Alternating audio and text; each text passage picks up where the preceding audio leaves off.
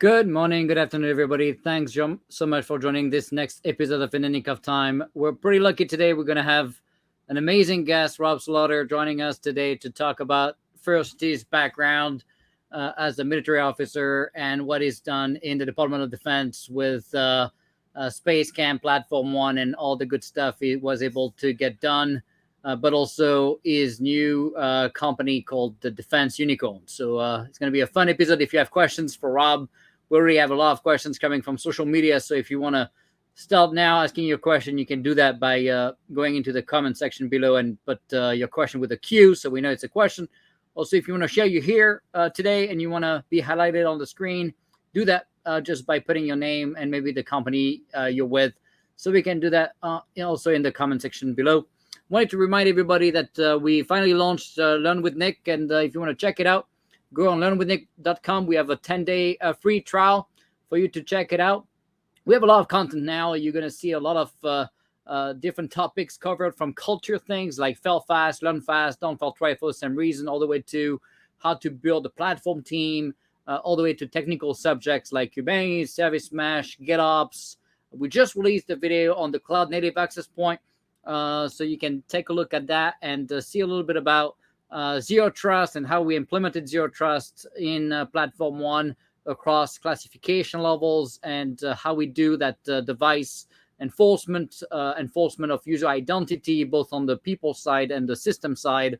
It's a lot of great discussions in there as well. We also do live Q&A sessions every 2 weeks with the community. So we have quite a lot of members now coming from different companies, from telcos to banks to, of course, the DoD, but also other nations as well. We have about 6 nations now on the platform, from Japan to NATO partners to Five Eye. So check it out. Love to get your feedback on what's missing. We're going to have guests too on the platform with masterclasses type engagements. The next one will be on architecture, and then we're going to do one on the cloud cybersecurity implementation of the CNAP with the Zero Trust engagement. But also we're going to cover the continuous accreditation capabilities of the CATOs. And then we're going to do one on agile acquisition. We're going to have a pretty amazing guest to come and do that, former 2-star general that's going to come and kind of cover the topic for us on the contracting / acquisition side. We already have a video on agile acquisition, but it's only a 20-minute segment. This is going to be a real deep dive, right? About 4 hours of content. So it's going to be a lot of fun.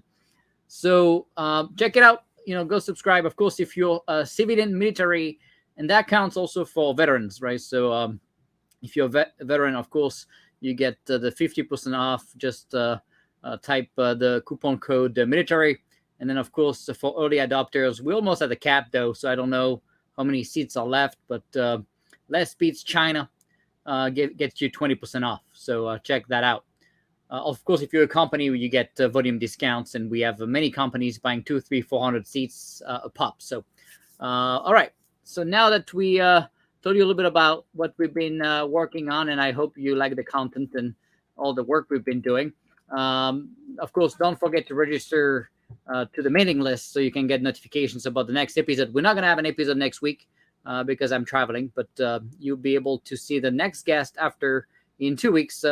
Joe Saunders, the founder of RunSafe, a great, amazing guy, is one of the nicest person I've met in cybersecurity all around. Just a great human being, but also a very deep expert in cybersecurity. So it's going to be a fun episode in 2 weeks to talk about RunSafe and what they've been doing when it comes to kind of different ways of thinking about hardening operating systems and different things. So stay tuned in 2 weeks, not next Tuesday, but in 2 weeks at 1 p.m. All right. So now we have an amazing guest. I told you about the doctor. Don't forget the doctor. This is so important. I care about degrees. So he has a PhD, so he's a fancy, unlike me, I don't have any degree. I have a high school diploma. I don't know if that counts. Does that get me something in front of my name? I don't know. You tell me. But he's a doctor. So Dr. Rob Slaughter. Of course, he's a vet, but he's also the CEO of Defense Unicorns. He has done so many things, particularly for the department. He's been kind of my go-to guy to get things done when I was in the department of the Air Force. Of course, he co-founded both Platform One and Space Camp, but he was also the DevOps lead of the National Space Defense Center. Of course, what started as his love for physics grew into the love of software and how software interacts with people. He actually read books, unlike me, so he can tell you a lot about the right kind of books to educate yourself on becoming a better leader and understanding a little bit better the culture aspect of things. When I was a little bit more focused on the tech geeky stuff, so that's been a pretty good balance between me and him.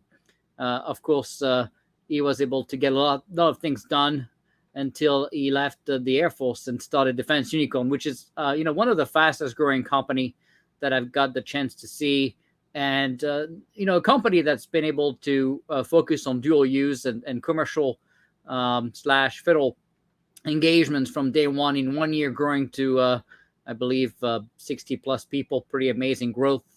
I think I was looking on LinkedIn. You can see the numbers, but 160% over year growth. Pretty amazing stuff, and really not only growing fast, and it's pretty easy to grow if you do it wrong, but also hiring some of the top talent I've seen and met in the department. So he's been stealing, unfortunately for the other companies, kind of the best people I've met. Also during my time in the Air Force and Space Force and DoD. So let's bring Rob and say hi to Rob. Hey, what's up, Nick? How are you? How are you doing? We're good. Good. We're very happy to have you. You've done a lot. Of course, people I want to follow you. You're also on LinkedIn, like me. You're trying to keep up with me, but you're so far behind. It's a little bit ridiculous. But you're getting there, right? I think 2 million views. You were telling me you're doing. It's pretty far away from my 6 million views. But one day, who knows? Maybe if you don't talk about China too much, you're going to be able to get faster than me, so you're not getting throttled like the rest of us. So that's always good. So Yeah, it helps. we always start with the same question, right? Tell us a little bit about yourself. Most of the people know you because we have kind of the same followers, but love to get it from your own mouth before I butcher it. Yeah. No, I think for me, it's grew up Phoenix, Arizona. Live there now with my kids. Sort of key moments in my life when I was in high school. I was high school age when 9/11 happened. Didn't really have any intentions of joining the military, but after that event, it kind of really sparked my passion for sort of understanding what it means to serve. My grandfather served in the Air Force. He was stationed over at Luke Air Force Base, which is where why my dad ended up living in Phoenix. And so when I looked through college options, wanted to, was looking across different service academies, ended up doing ROTC because it turns out I wasn't very good at school. And really, as the description that Nick sort of mentioned, really fell in love with physics. Read a book by Stephen Hawking, The Universe in a Nutshell. Just really became fascinated by really how to explain things well from a physics and math perspective. And so did ROTC through a space physics program at Embry-Riddle, and then did sort of a series of assignments, all of which became very software related. So in a physics sort of field, you kind of, it doesn't really matter what you do, whether it's theoretical or applied or anything like that. It almost always comes down to, writing crummy software. And so coming into the Department of Defense, there's not a ton of people with software backgrounds. So even though I felt like I didn't have a software background relative to a lot of other people, turns out you kind of do. And so through really just a series of different assignments, just found myself continuing to invest more and more in software until, both outside of the military and then internally, until I just kind of sort of fell in love with it. Because saw it as, not only the way our lives currently exist, but really how wars in the future are going to be fought. They're going to be, heavily software focused, heavily software intensive. And if we're going to have a chance, then we're going to have to be one of the best organizations on the planet in, writing and deploying software. And so towards the end of my career, started a couple software factories. Of course, Nick showed up on scene. We didn't actually know each other. One of my colleagues, Jeff McCoy, actually reached out to him on LinkedIn when he was a master sergeant. And at the time, me and two master sergeants and another captain who's now at Google were, starting our own organic software team. We sort of found each other when we were just trying to solve our own problems, just trying to write software to solve the problems that we had really experienced on the operational side of the Air Force. When Nick was around interviewing a bunch of teams, I'm sure like everybody else, we thought he was kind of crazy. And then you meet him, you find out, and you are confirmed that he actually is kind of crazy. But then, he did have a vision, and it was really that vision, that desire to make the mission better, which is sort of why we, kind of jumped all in. Yeah, that's how we met, right? And you are a major, of course, I believe, right at the time. Yep. So obviously, no one cared about ranks. At least I didn't. I know Lauren, also the Air Force CAO, does not care about ranks, and that's how we got stuff done, right? And you mentioned Jeff being an E7 and Matt Houston being E7s too, until we turned them into GS15s overnight, which was fun. So you mentioned, kind of the momentum, right, of the DevSecOps work, and of course the factories. And what's interesting is the department has been pushing for these kind of fancy, very expensive weapon, with F-35s and others, B-21 and so on. And yet we all agree, I think, that kind of the software capabilities and the ability to react to events and be able to move at a pace of relevance is so important. But what you've seen also is, bringing DevSecOps to the largest organization in the world is obviously not the easiest thing we can do. So what have you seen are the biggest issues trying to do that? I think it's a combination of just people believing it can be done, followed by like people with the actual skill sets who have the ability to execute. And so like the first part is there's so few people who actually believe that things can get better. They don't even like self-identify that they're in a position to make things better. They understand that the way they're doing it sucks, but they don't actually know how to get better, and they don't even know, like, they don't even believe that their systems can get better. The number of teams that we talk to that think they're special, they think that, yes, but blah, blah, blah, this system, yes, but blah, blah, blah, this system, is super shocking. And so like, I think the biggest organizational challenge is just, not only acknowledging that there's a problem, because I think the DoD is, and Congress is actually doing a great job now of saying like, hey, there's an issue with software. But saying that like, hey, the timelines that one would reasonably expect to improve can actually move a lot faster. And, so sometimes we talk to different program offices, they talk about a 10-year transition plan to containers. And it's like, why does it take 10 years to do anything? But it's because they don't actually believe that they can move any faster than that. And in some cases, that might be a little bit more realistic if there's, hardware refreshes. But a lot of cases, when you sort of dive into things, you realize like no, this isn't a limitation because of hardware. This is a limitation because they don't actually believe they can go faster. And this is followed by from the second somebody believes they can do it, do you actually have the team in place that can execute? And I think the Department of Defense and the Defense Industrial Base has just done such a terrible job of staffing the right software expertise to satisfy the mission. And so, there's something on the order of 100,000 DoD software engineers. If as a single organization, we'd be the largest software organization on the planet. We should be a software leader, yet we're not. And we're not because of a variety of reasons. One of those just being, our inability to retain and recruit great engineers. In fact, why did you feel like you were going to be able to do better on the outside than staying on the inside? Yeah, that's a great question. it's control HR, control the culture. For me personally, the number one decision why I got out was I wasn't able to be stationed with my kids. My two kids going to live in Phoenix. I wasn't able to, really no options for my specialty code to live in the Phoenix area. And, currently, at the time worked at a unit that was not supportive of remote work.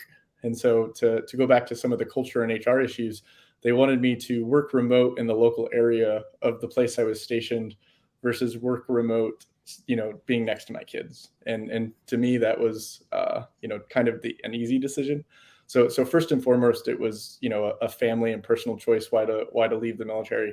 But after I left, it's kind of like, how do we, improve as a country? And one of the things I saw was all of this software talent would come into the DoD, really, really excel. They would be these great individuals, and then they would run off and go work for, Google or Amazon or, insert, Silicon Valley like startup here. And in a lot of cases, or at least in some cases, they would still work on DoD use cases, but that's probably more of the exception than the rule. It was probably 80+% of them just left and then never really touched the DoD again. And so first and foremost, I wanted to have more control over that talent pipeline. How do you actually establish a culture that feels just as nice as you were at, any of the nicest startup in Silicon Valley, but do it while focused on the mission? And, to me, the mission aspect of what the DoD has is an amazing recruitment tool. A lot of folks will sort of, I think, acknowledge this, like the DoD has a monopoly on mission. Like the people who are naturally drawn to national defense, the people who are patriotic, like nobody can compete with the DoD in coolness. I talked to a lot of friends at a lot of different places. They're, automating, algorithms around scooters or checklists or, checkout lines online. They're doing a lot of, interesting things from a software perspective, yet their impact to the world is super small to the impact that you get to make on the DoD. And so it's like, how do you use that mission drive, incentive, and mission focus to recruit people and then retain people, so that as engineers sort of go through the internal pipeline, learning from a variety of prime contractors or small businesses, once they get the expertise to really, really make a difference, to still keep them focused on DoD problems versus go to some other company where they're going to be less focused on national security objectives. Yeah, no doubt. And what's interesting is when I left the department too, right? I felt like any other mission was pretty boring, and I think pretty much the only thing that still gets me excited is kind of the space mission. So that's probably the closest you get, to kind of a DoD like thing. But even that, right? And if you're doing some commercial space engagement, it's just not the same. And so I completely agree with the monopoly on the mission side, and it's kind of tough, right? Because there's just nothing like it. So it's like you don't know what else to do. you feel like you're wasting your time, and that's pretty interesting, right? From someone coming from 22 years on the commercial side, I would usually pretty quickly get excited about new technologies and get things done, build a company, build a product, sell it, move on to the next one. But I can tell you, since then, I just feel like I don't have the excitement, to even get started, because to be an entrepreneur, as if you don't have the excitement and the passion, I think it's pretty impossible to succeed. People kind of underestimate what it takes to become an entrepreneur. It's not for everybody, but it's also a lot of work, and you don't count hours. So if you're not passionate, it's going to be pretty difficult to succeed on the long run. So I think it's important, when you get to touch the mission. And so, with you creating obviously defense unicorns and making it kind of dual-sided, kind of commercial slash government, with a lot of stuff in DoD, obviously you get to still work on pretty exciting mission, and that's probably why it's so rewarding, I would assume. Yeah, absolutely. And a lot of the commercial companies that we work with are still very mission focused in their own way. So it's focused either on healthcare or even other commercial companies that are focused on other defense or aerospace type mission use cases. And so we've because it's how we recruit people, we make sure that really any organization that we work with has, at the end of the day, sort of that same sort of mission drive and mission focus. Yeah, and that kind of gives you the balance you need to get where you want to be without also becoming kind of one of those DoD only startups funded through CBIRS that really never makes it outside of it. And I think it's a pretty bad recipe for success. I Yeah, don't like it. I was actually surprised at how advanced the DoD had become in just a short period of time. I think there's really no shortage of cloud native services work on the outside on the commercial side. And if we had wanted to, like, if I had wanted to get out and do a services startup really just focused on cloud native stuff, like I probably would be sort of similar outcomes in terms of growth and stuff. But from a life satisfaction standpoint and from a recruiting standpoint, as you mentioned, it's just never going to be the same without the focus on national security. Yeah, and we'll talk about the people stuff because let's dig into that a little bit, right? Because you managed to go after some of the best talent that I've met in the department. It's a little bit frustrating, I gotta say, because you're kind of having this monopoly now of the best talent, and I don't know how others are gonna get to compete with you guys. At some point, you're gonna become the next Apple, where you have or Google. You have everybody kind of the monopoly of the best DevSecOps talent in DoD. That's interesting, But how did you get to get that momentum going, and what could DoD do, right, to kind of fix some of the human resource struggles that you've seen, and some of the reasons as to why you left as well? Yeah, thanks for the kind words. Like, obviously we're super small, and so I appreciate the compliments. But I think we most of the people we hire do come out of FedCiv or Gov, or they've been working on air gap software delivery sort of programs. And I think the biggest issue on HR is just a lack of flexibility. There's so many people across the Department of Defense. They try to just like stamp a template and say, like, here's our template of how you should behave, and then they want everybody to conform to that template. And the reality is, all of your innovators, all of your disruptors are the anti-template. And the best way to enable them is to not give them a template, to sort of hear their vision, hear their what they're thinking about, give them mission focused feedback, and then let them do what they're best at. Things like monitoring hours, or where you performing work, or here's your quote training requirements for the year. And I think I like to think that things are getting better, but at the same time there's consistently issues around HR. I think the first one is like remote work. Good luck competing with software talent if you don't default to remote work. There's certain people that still like to be in person, but I think that's more of the exception than what you see. And certainly from a recruiting standpoint, if you lead into it with location, you're really going to sell yourself short. Now that runs into a lot of issues when you're dealing with things like SCIF space and classified work. And so I think there needs to be investments around how do you have hubs within any major city that people can hot desk around, so that way you can still have software talent that's focused on air gap and classified problems. But there are probably some things like that exist, but how do you do that actually at scale, to where really any company could pay a per monthly seat, and really get to the bottom of how do you basically just hire people to where they can work remotely but then still go into the office when they have to. A lot of people point to things like pay, but from my experience, pay is not really the biggest driver, especially for the younger generation. It's really about satisfaction and overall job happiness.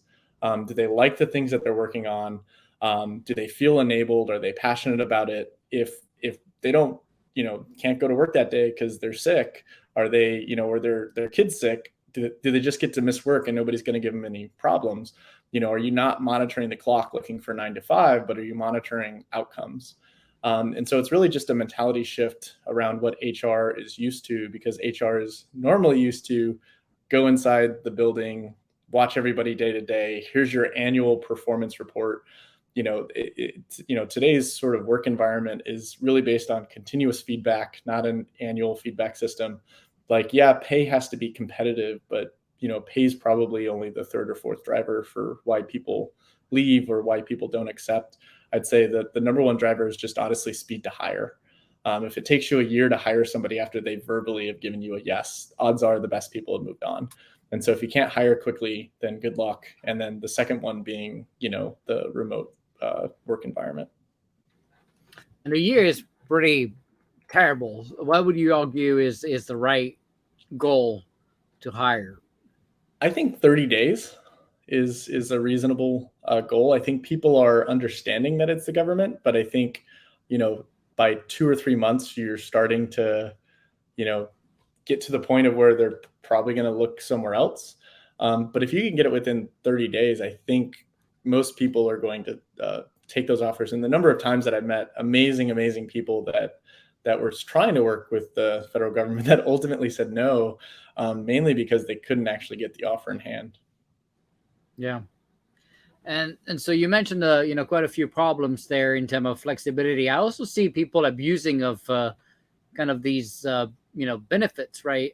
In France, I remember people having a pimple on their hand and taking 2 weeks off because they couldn't type on the keyboard on the back of their hands. Nothing stopping them to work, but because they got free healthcare, there was a massive abuse, right? So what I've seen in France, which is obviously very socialist, you see a pretty massive abuse and kind of dependency of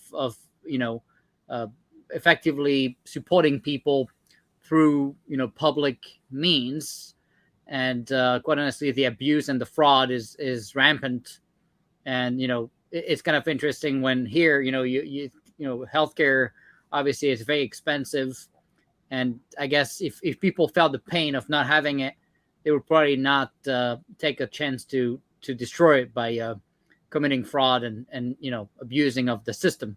But unfortunately, that's what you see. People get used to stuff, right? They start. I've started to see, people remote and not working. I forgot how they call it. There's this whole wave of people that say quit.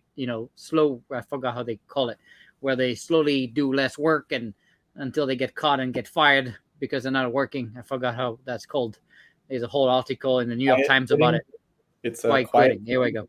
Yeah. So you see people doing that, right? And that's obviously exactly what corporations need to start saying. Well, if you're going to abuse of our kindness, we're gonna also stop giving it to you. So how do you balance it? You said so you already had a massive growth. It's pretty difficult, right, to grow so fast and still. You need outcomes. You say, well, okay, we need to track outcomes. Well, what does that mean for you guys, right? What do you do to make sure you're not just paying a bunch of people sitting?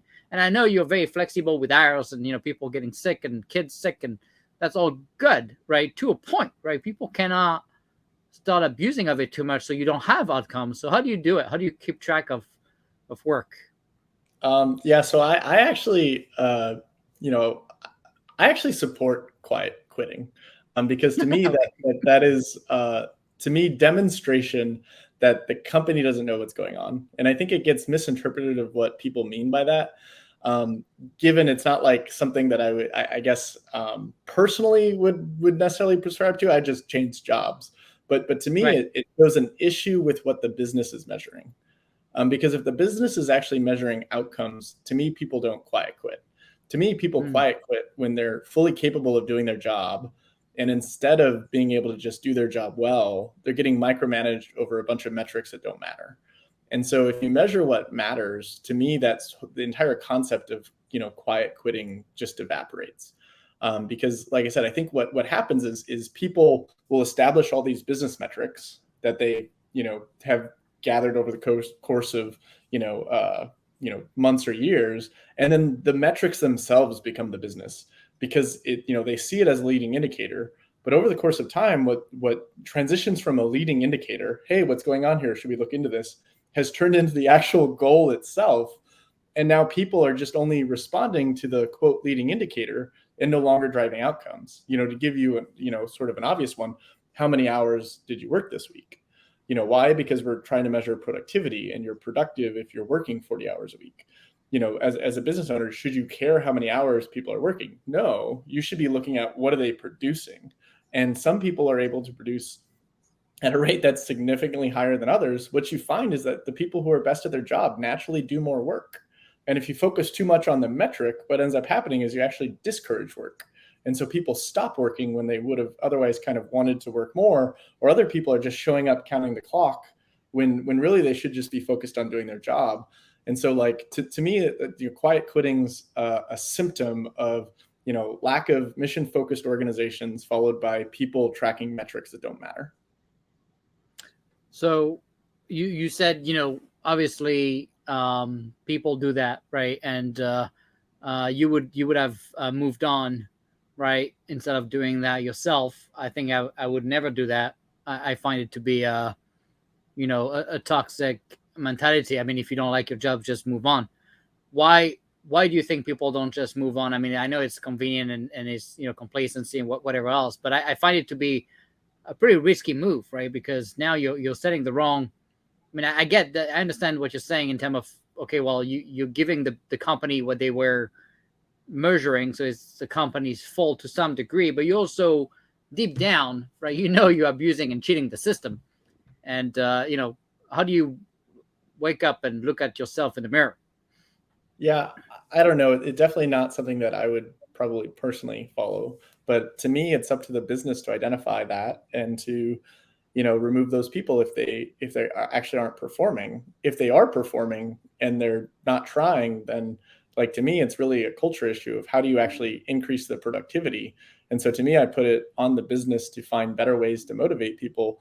More so than on the individual to just say like, hey, I'm going to wake up every day and I'm going to be inspired every day. And I'm just going to, come to work that way just because even if my employer is actually instructionally telling me to do the opposite. And so like, to me, I don't think people reach that conclusion themselves unless, held down because the business is, telling them to do it a certain way. Like I said, great example is 40-hour work week. Right. Plenty of people would work more hours if you stop tracking it. So how do you end up measuring outcomes in your company? That's great question. And so we like a lot of people have a series of leading indicators, but ultimately what matters to us is mission applications in production. And so we literally track company wide all of our mission partners, all of our commercial partners, and what is the number of mission applications that we are supporting in production. That is sort of our North Star of sort of guidance. And then everything else is a leading indicator of that. How many, new contracts do we have? How much product investment, how many, PRs do we have on different products? Everything else is basically marching us towards more applications in production. And then the tail end of it is the more benefit you're providing from a mission perspective is that driving more interest across the community, because it's more obviously than just the number. It's that you're actually making an impact at really the fastest rate and, kind of what is something that's, federally and government or commercially affordable.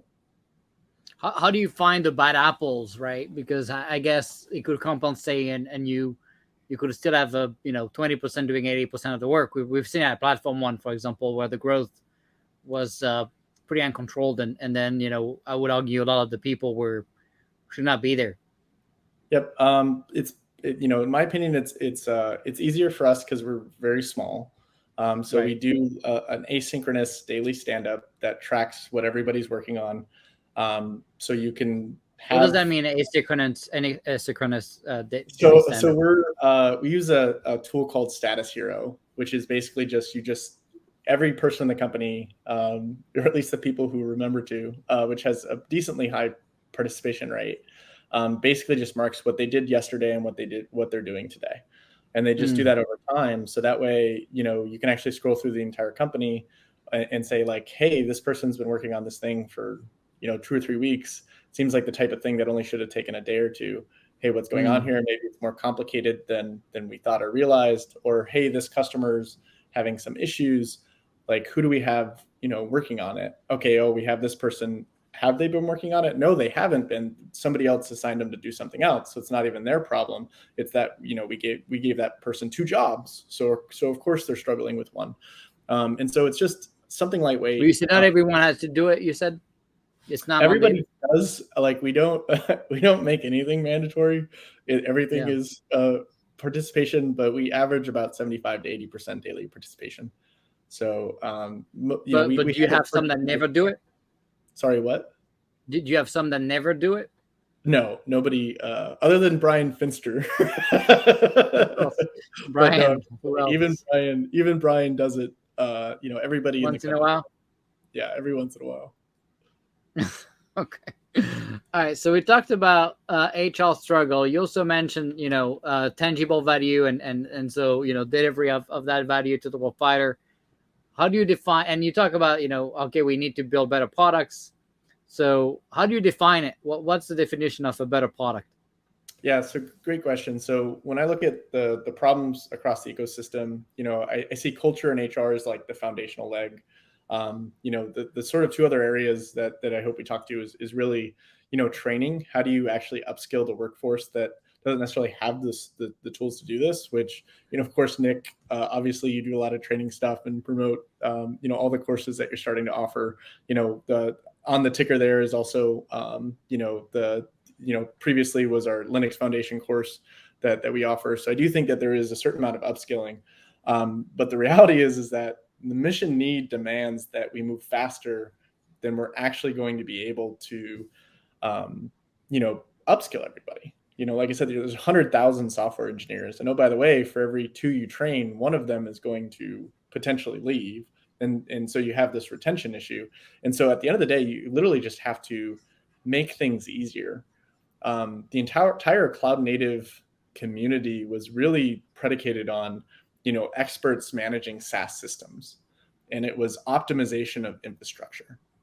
And so you have these amazing, brilliant, SREs and other infrastructure engineers who are trying to optimize their cloud resources to provide 100% uptime as much as possible, to make sure latency is as small as possible, make sure things are available when somebody clicks a button, and make sure that those costs go way down. And so out of that came things like Kubernetes. And Nick, you're the person who pushed Kubernetes across the DoD, and I think that's the right call because that's where the entire software community is going. But the reality is Kubernetes as a technology is probably the least compatible thing with how the Department of Defense and federal government work in general.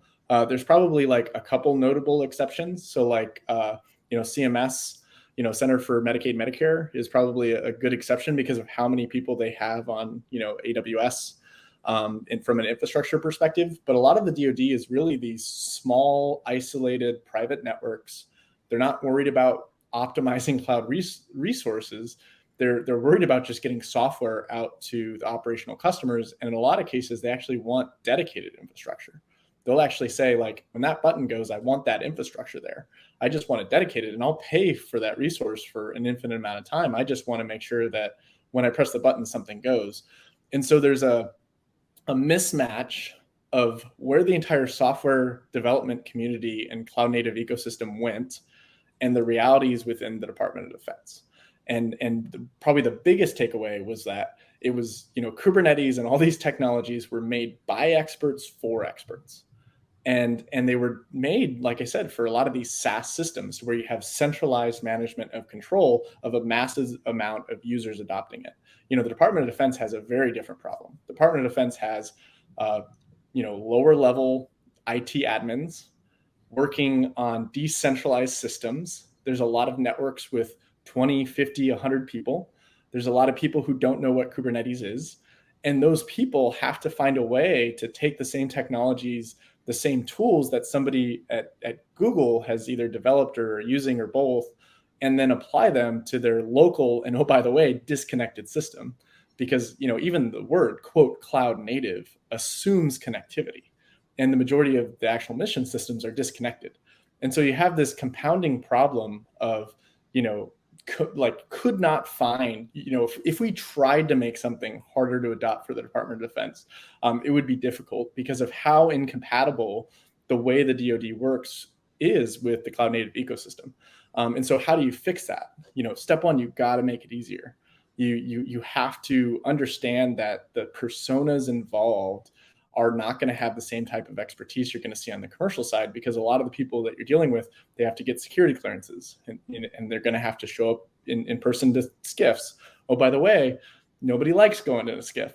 I've never met somebody who's like, I really like, going through 3 doors and badge access and gate guards and all that other stuff. Like, that's what I live for that. There's a very rare person phone. that no phones, no, take your watch off. Like, nobody's doing that. And so not only is there a talent vacuum across the entire DoD, but it actually gets worse the higher you go. And to my opinion, the commercial world doesn't fully grasp, one, how difficult it is for air gap, and two, the persona involved with air gap software delivery. And nobody has invested, in my opinion, until recently, very, very few people have invested on just making air gap software delivery easier, because that's actually what the department needs. Yeah. And so I guess when you look at the enabling that delivery of value, right? You talked about kind of the DevSecOps principles, and the pipelines and automation, right? And removing bottlenecks and things like that on the accreditation side, the cyber side. But then you said, hey, we want to make it easier. I guess that's where you guys created Zolf, right? The air gap delivery capability, right? Yep. And, so I posted a link there, zarf.dev. It originally started as a Naval Postgraduate School research paper that was done by a Lieutenant Bridger Smith, that looked at sort of the realities of the software ecosystem across the Navy. And in the Navy, and honestly, the Air Force and the Army isn't too different. It's that in your deployed environments, it's mostly active duty, soldiers, sailors, Marines, airmen, guardians. Those are the people that are actually managing these systems when it actually comes time to fight. And the reality is like, good luck finding an active duty military person in a deployed location that's going to be managing Kubernetes. And so the specific use case is how do you simplify continuous delivery in an air gap environment so that way Kubernetes is made easy? And so we came out with sort of MVP around Zarf probably about a year ago, marching towards our 1.0 release. Feel free to sort of check it out. It's free, it's open source. We're a free and open source company, so it'll always be free and open source. It's Apache 2 license as well. We're passionate about solving this problem, and we hope that people find it useful. And you gave it. So why did you decide to make this? I mean, most Prime would have kept this code closed source and tried to license it to make a lot of money. So why did you decide to make all this open source? I don't think we just believe in open source. I mean, at sort of period and dot. Like, we're not after slowing anyone down. We see it as a community. This will be one of several products that we make. We hope others do the same thing. It's not an us versus them, company to company engagement. It's us versus them, freedom and national security. And so to us, it really just came down to, are we helping more people by making it free and open source? And without a doubt, the answer is yes. And so, it is kind of part of our core values as a company. And so very, very passionate about, it being in the open. First line of code, we're on GitHub. And so if you actually go to, I can actually get you we have the link on the footnote, the cool banner here of the GitHub. Yeah, so check it out. We also, we haven't announced it yet, but we're going to have training available for it. I might go grab the link in case people are interested in getting trained on the tool. That's probably one of the things that we've identified as an issue, is that the tool works, but there's probably a day or two of sort of required training, but then a lot of people across the ecosystem don't fully grasp what makes air gap challenging. And so we tried to we're making a training course to just help people with that problem. And so we haven't publicly announced it, but I did send you the link, Nick, in case there's some interested beta people that might want to check it out. Well, I guess it's going to be public now, So you're okay with me posting the link, right? Yeah, it's good. It's Google just a sign up form. There's the official announcement will come out later. I don't know if that's clickable or not. Maybe somebody in Yeah, I'm chat. gonna make it on the LinkedIn profile so they can also click there. Yeah, because it's a long link. No one wants to type that stuff. All right. So, question when it comes to your engagements with primes, what has been kind of the response you've seen from the prime standpoint? Have you were you able to have any engagements on some projects with the larger DoD vendors? Yeah, I think I would say that some of the large primes, I think, definitely get it. We've specifically had some engagements with Boeing. We also had some engagements with Collins Aerospace, which is a Raytheon company. To me, the real question is do the primes value open source? And if the answer is yes, then Zarf really resonates with them. One of the issues I see across the community is a lot of our customers obviously, feel very passionate about who's contributing to the code base. And part of the concept of open source is really that they're community-driven products, and the best community-driven products are international. And so how do you sort of balance these two competing views of the world? And I don't know, a small company like Defense Unicorns isn't going to be able to move the needle from an engagement, internationally to sort of change that. And so in my view, the defense industrial base, the 5 or 6 largest defense primes, I think are really going to have to step in. I think Defense Unicorns can play a huge talent role, can play a huge, how do you get a couple products off the ground, but how do you actually start a discussion around really, NATO and other ally-driven products to where you can produce open source products that other people can consume, but from a supply chain security perspective, maybe you have something else potentially in there from a security perspective that you might not normally have on another open source product. Not because that is the right call, but that's probably sort of the gateway of how the federal government and DoD kind of gets behind open source.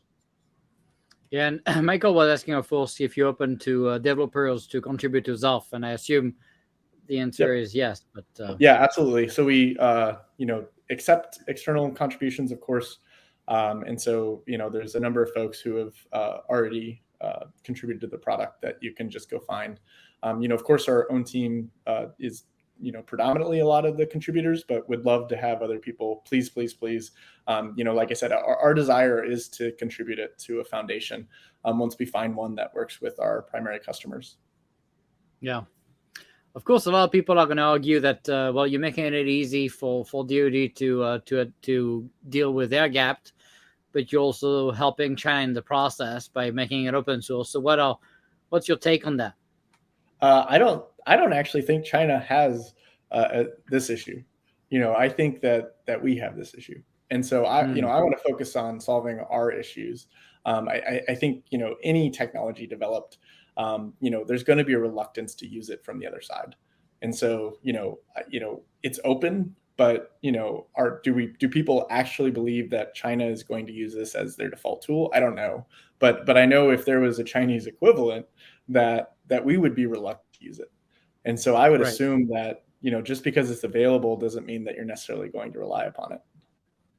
And what about the security aspect of OPSEC and them being able to look at it and potentially find vulnerabilities and issues in it to be able to get into our systems? Yeah, I think to me Zarf is such a small footprint that the more likely scenario is things like Kubernetes, or Linux kernel, or like there are so many other things to go attack that provides massive adoption across the entire ecosystem. That to me, this is a very, very small surface area from an attack vector perspective, and not likely to be not likely to be a target outside of almost curiosity, because there's a target-rich environment of a bunch of other stuff that's also open source that has vulnerabilities discovered all the time, that people are much more likely to go find something. And you said there's a little bit of kind of learning curve, right, to get to understand Zarf and the ecosystem. Are you providing training, or what's the process for people to learn it? Yep. So we have two things. We have a Linux Foundation course, which we're about to announce around air gap software delivery that's virtual. And then the link That's that not I the just one, and that's not the one for managers, right? That's a different kind. Yep. So we have Intro to DevSecOps for Managers that myself and Brian released in partnership with the Linux Foundation. We also have AirGap Software Delivery One that's engineering focused. It's going through like what makes AirGap hard, and then talking through like solutions around how to make developers and IT admins lives easier. And that's going to release in the next couple months. But then what we're also sort of offering is like a dedicated 3-week session to where we sit down with developers and walk them through this. And the whole goal of that is to actually get people to the point of continuous delivery for people who might be a little bit more on the junior side of the cloud native ecosystem. They might have been 20 years experience on Linux, or 20 years experience doing VMs, or a variety of other technologies, but maybe not 20 years on VMs, but like 20 years of doing other things, but they might not know Kubernetes, they might not know some of these other things. So how do you actually provide a solution that'll work for them in classified and air gap environments, and making it easy enough that they can pick it up? From what we've seen is most people can pick it up in about a day, but we wanted to provide sort of a master's course and like how do you actually make an expert in a couple weeks. I even heard that you actually got proper lighting for the second set of videos. So Yeah, no, great. I got proper lighting just so I could come on the show, because So we can, so we can actually see you. That's always good. Okay, good. So, and by the way, for people that have not checked the Linux Foundation Introduction to DevSecOps Manager, you do a pretty amazing job with Brian. Although at least we can see Brian, so that's always good. That you explain pretty much every layer of the value supply value. I'm blanking VSM. You're bringing every aspect of, and you're starting at the basic layer too, right? From cloud to I've seen it pretty much every pieces of the puzzle, right? Covered from the manager standpoint, which is pretty complementary to what we've been releasing on the Learn with Nick. Yeah, And it's super, free. Right? You give it for free because you're not greedy like me. Yeah, super happy about getting it released. Really, it was our way of consolidating 1,000 conversations into 20 hours or so of video, that when people ask like, hey, how do we learn these things, we can just send them a link. As you mentioned, it's free. Linux Foundation, the link's down there at the bottom. Otherwise, if you just Google DevSecOps for managers in Linux, then it should pop up. Yeah, we have it on the comments there already, so people can click there. There's a Bitly also with off training too, and then there's a Linux Foundation link there. So thanks, Josh. And so so when he came, how long is that training? You said 20 hours is kind of the volume of content you get there. Yeah, it's about 15 to 20 hours. It's really just Brian and I talking with different guests through a couple of problems. It goes everything from historical perspective, which we find very valuable. As you mentioned, there's value stream map. There's a tech like I'm 10, which was sort of taken by Tori on a different effort that she was sort of leading.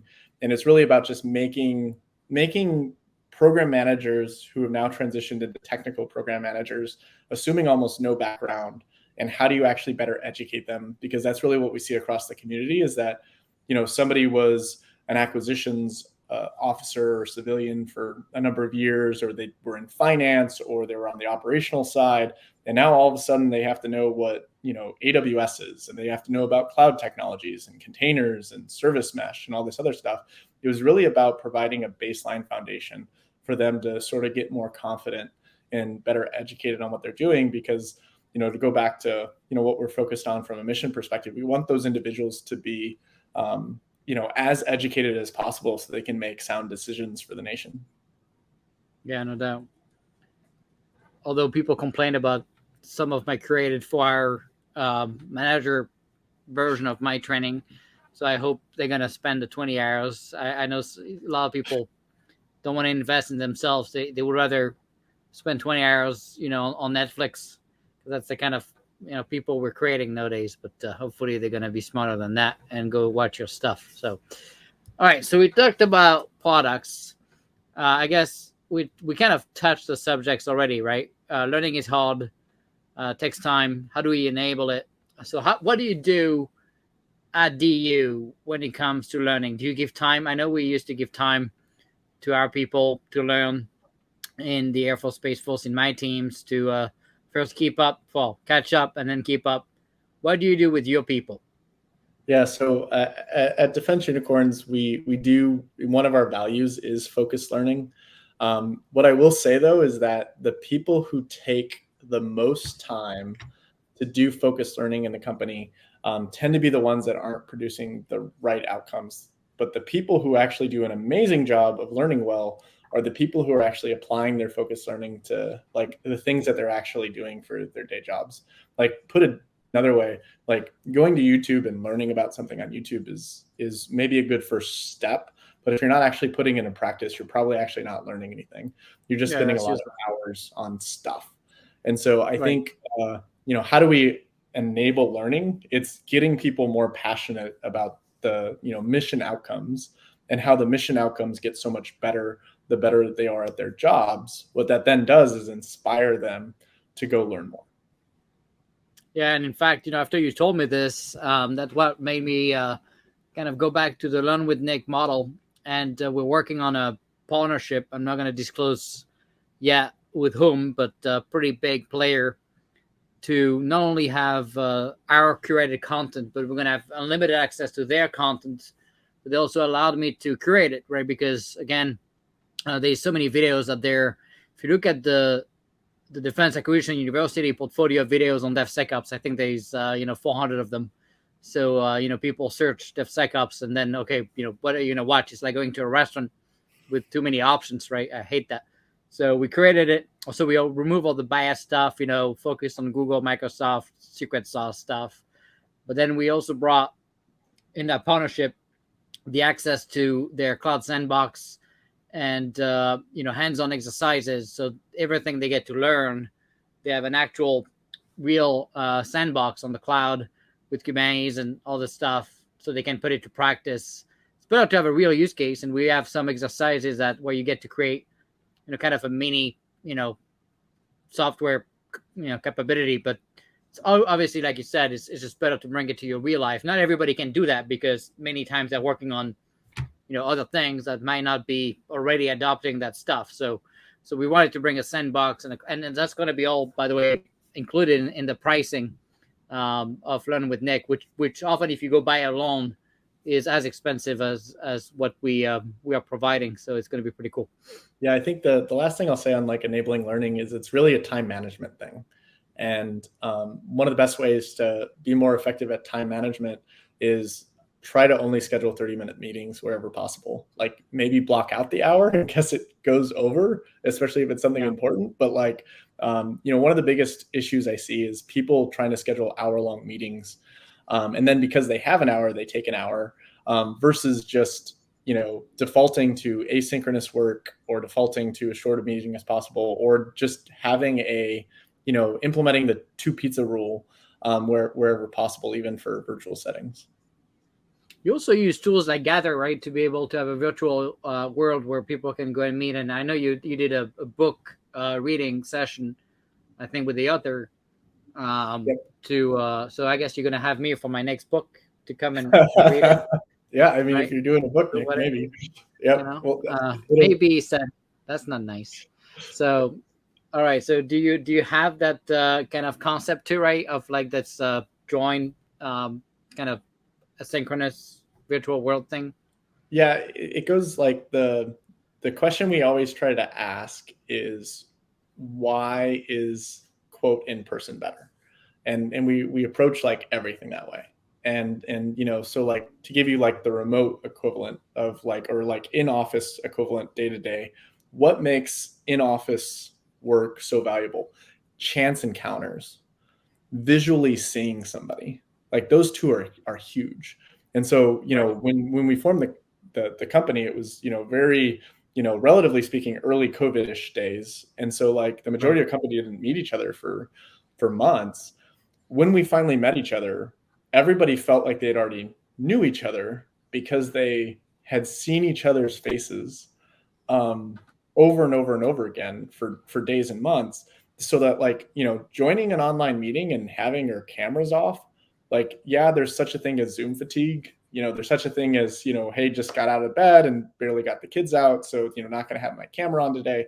But at a certain point, you need that human connection. And that's only formed, I shouldn't say only formed, but it's most strongly formed visually. And so like cameras on whenever possible without making people feel uncomfortable, followed by like chance encounters, which an actual like, RPG style, which if you haven't seen Gather, it basically looks like a Super NES RPG game, but when your two characters walk up to each other, the videos turn on. And like I said, the two things we're trying to sort of simulate is chance encounters. How do you walk by somebody? Oh, hey, how are you? How's your day? Oh, I was having this idea and then this thing happened. How do you actually implement that virtually mixed with, hey, have your cameras on, because you're actually going to form more of a connection when you actually see somebody versus you're just audio only. Yeah, but it's never going to be fully the same, right? Because first you have to go and walk and decide to start walking virtually, which is not the same as real life walking, and you just have to use the restroom or good to get some food, something to eat, and you're coming back and suddenly you see somebody. So it's kind of, you still have to think about it, right? It's not going to happen. I'll point to how many office situations that you'll have two people in the same office located 50 feet apart that never talk to each other, even though they're working on the exact same problem. And so like, I'll push back and say it's better virtually because it's a single office location. Everybody's jumping around. Everybody knows through, either Slack or Mattermost or whatever tool we're using, plus the combination of a virtual asynchronous environment. So do you need to have both? You couldn't just use Gather for chat. You have to have Slack and... Mm-hmm. Yeah, so we use Mattermost for a lot of our mission customers because it's a private type infrastructure. And then we use Slack internally for our own stuff. And then we use Gather for, what I call like the equivalent of office hours. Like people aren't required to be on there, but they're encouraged to. And, once again, to go back to why the DoD sucks at software, step number one, believe it can be better. Why does remote suck? Step one, believe remote work can be better. And ask yourselves, what are the things that make in-person office work better? Capture your list of 5-ish things, in some prioritized order, and then ask as a company, as a small team, as an organization, how do you virtually recreate those things? And then just experiment with new ideas until you get something that clicks, and then execute on it and measure what people think. I think everybody's grown up to enjoy the physical presence of other people, and to some extent that should, is always obviously going to exist. And, on our side, like we still enjoy hanging out with people in person, and it's extra special. But I don't feel as if we lack productivity, that we don't develop the same outcomes because we're a virtual first organization. You did not mention a lot, anything around marketing and kind of the branding you've done with the unicorn and dog and all that kind of work you've done. How important has that been, for the team building? I think really important. Branding is always been special to like me personally. To me, if you're people don't buy spec sheets. If you're worried about spec sheets, then you're effectively a commodity, and you're just evaluating price and things like that. To us, like what we wanted to make was something that truly transformed, not only the country but in our view of the world. And in order to do that, we had to have a clear vision of what we wanted, and we wanted to set the standard of like, we're going to not only create change, but oh, by the way, we're going to do it under our rules. We're going to do it in a fun way. The logo is obviously a unicorn. Me and co-founders all have daughters. My daughter Audrey's obsessed with unicorns. My co-founder Tom's daughter also obsessed with unicorns. Like we wanted to create something that was attractive across different persona types to draw in the talent, but then also convey to people that we're here from the very beginning to do things differently. And you also helped us, right, create the Platform One logo. Yep. That was also pretty bold, right, for the U.S. government. That's not something you see. I would argue probably the best. Obviously, we're biased, but the best government logo there is. So how did that came to be? Well, I think we were messaging over logo types, and we had decided on the name Platform One to actually be named alongside Cloud One. This was before all the ABMS family of ones came out. And so it was kind of like, hey, this is how it's going to be. So we were, to be honest, kind of stuck with the name. And we were exploring ideas, and I have like prototypes of the original really, really, really boring ones that luckily you vomited it all over and said that this is baloney and we're going to throw them away. And then we started exploring different ideas. Obviously, Mandalorian was huge. We were playing off a bunch of different satires that we were going to sort of go with, and it just kind of we just honestly, I think, picked the thing that made us laugh the hardest. My only change I made to the logo was to add the Kubernetes logo on the cup. But once you guys come up with Smokey the Bear and Baby Yoda, I am the one that had to go fight the lawyers to get it approved, though. So there's that. I would argue without me, I think I don't know if we would have the logo, but they were pretty mad at me at first. So all right, so we talked about the stuff you've done at Defense Unicorn a little bit, but we talked about all these different issues, right? But why all of this even matters to the DoD mission? A lot of people maybe don't realize why this matters. Yeah. So to me, personally, it goes right back to national defense. And if you think about how the world is continuing to grow as an international community, this sort of like huge GDP gap between the United States and everybody else is obviously shrinking. And the reality is in the near future, we most likely aren't going to have the largest GDP in the world. And so when it comes from like a purchasing power perspective, our ability to just outbuy the competition is going to decrease and ultimately just go away altogether. And so if you look at the national defense budget and how much we spend, both from a national defense perspective, but also even from a internal government services perspective. So like, once again, Center for Medicaid, Medicare, what you see is these large drivers around software and IT systems. And, I read a report earlier today that, talked about things like, the F-35 costing, $8 million per flight, even though it was projected to be 4 million, and Lockheed Martin was able to make some updates and get that down for this last year down to this quote 4 million per flight. That number is not realistic or sustainable for long-term growth of the country. And so, like, to me, why it matters is we need to actually lower the barrier to entry for all of these potential defense companies that in general can't work with the Department of Defense because of that massive barrier to entry, and make it actually easy and seamlessly to have the capability to really deploy anything, anywhere, that would allow them to sort of better serve, the government, because who's going to drive the future is really these dual use companies. And so when you look at the majority of weapon systems, they're predominantly controlled by a number of organizations. And I believe the incentive that we have put in place for them is to get on a large contract to come up with a new weapon platform, and then over time have the majority of funds basically built out in sustainment. And if anybody listened to the podcast that Defense Unicorns has with Dr. Will Roper, he talked about how the government is actually incentivizing the same behavior that we're complaining about. And so to me, what's going to happen is, like, either the percentage of our GDP spent on national defense is going to have to decrease, or what that buys us relative to the international community will go down. And so how do we compete? How do we ensure that we don't ever enter a fair fight? Well, our dollar and the value of the dollar has to actually carry us farther.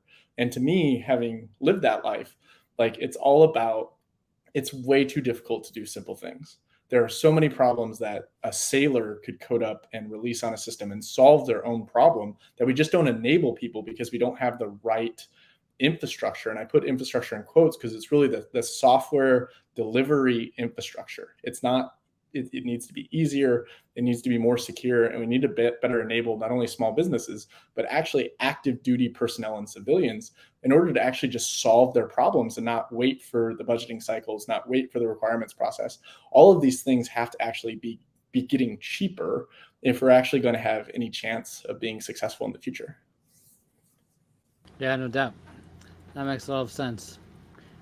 All right, so let's dig into platform one. You know, most people wouldn't probably want to cover this, but you know, what did we do wrong? I mean, mostly you. You know, I'm too good to do anything wrong, but what did we do wrong with platform one, and what would you change? Yeah, good Other question. than the name.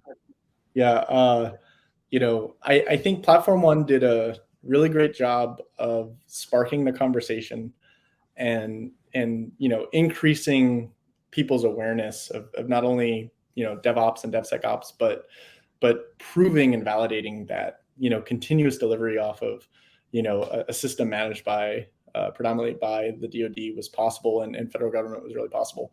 To me, where platform one didn't do as good, you know, I think we because of budgeting stuff had to make a series of decisions to justify the funds coming in, and didn't have the time we needed to build a better system before people started employing it. And that was because, you know, it was, you know, really self-formed organic team trying to produce value as quickly as possible. I think in the commercial world, you see this all the time, but what ends up happening in the commercial world is you get traction, you raise a VC round, and oh, by the way, the majority of the founders and the ecosystem and the talent stays sticky and stays with the company as it grows. I think, you know, the HR process within the DoD is and still is broken, not only on the civilian and you know, active duty side, but also on the contractor side in justifying it. So I think that was, you know, probably issue number one. And where it manifests itself was culture. Culture was such a huge thing, and we put such a huge emphasis on it. But at the end of the day, as more and more, you know, programs started to adopt what Platform One was doing, more and more urgent needs were there. And what ended up being sacrificed was culture. And then the byproduct of sacrificing culture was a struggle to retain the right talent.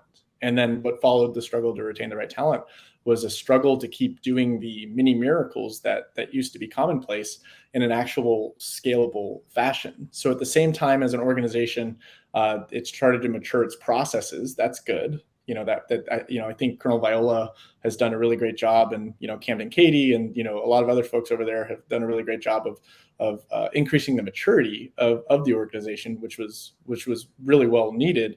At the same time, I think you started to lose a lot of really great talent without the actual ability to backfill it. And so if I would change anything, it would be, you know, setting more realistic expectations, that, you know, you were the, you know, Elon Musk pushing people to go faster, do this, do the impossible every single time, which was good. That's what drove the organization to success.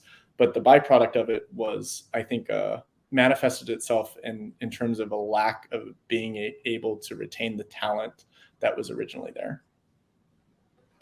Yeah, I think there's a few other things. I mean, I guess you kind of mentioned a little bit, but the uncontrolled growth.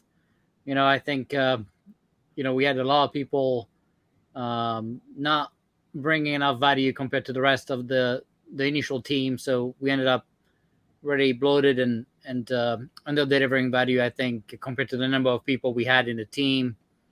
The other aspect is not being able to control HR. I was not able to keep or retain or just select the people I wanted to select to be able to run the the entire engagements and the different value streams and the different priorities. And then we also kind of botched the launch of Podibus, where the consumption wasn't tracked, and then you had other people using it, but not enough funding to do that, and so a lot of people had to be kicked out or stop paying, and it's just not a good. Yeah, I definitely struggle with that one. The other thing I'll say, and it's not to trigger you, Nick, we did a bad job of alienating people who otherwise would be great allies. Like I said, not here to trigger you on your show, because I know you have okay. high opinions. But when I think of us versus them, it's not the us versus them is not other organizations, it's not other companies, it's us versus them, and that to me, I think the software ecosystem is so used to fighting over a limited amount of funding that it turns into food fights, which is unhealthy for all the organizations. It's unhealthy for the country. What needs to happen is a shift in the investment posture and more investment, federal wide on the things that these mini software ecosystems are trying to do. In my opinion, that's what's going to stop the fighting is, if everybody's fighting over the same dollar, it turns very personal, versus if there's actually enough funding to fund both, then it stops being these, personality wars and starts being, how do we actually effectively lead? And so, like I said, definitely don't want to trigger you on your own show, Nick.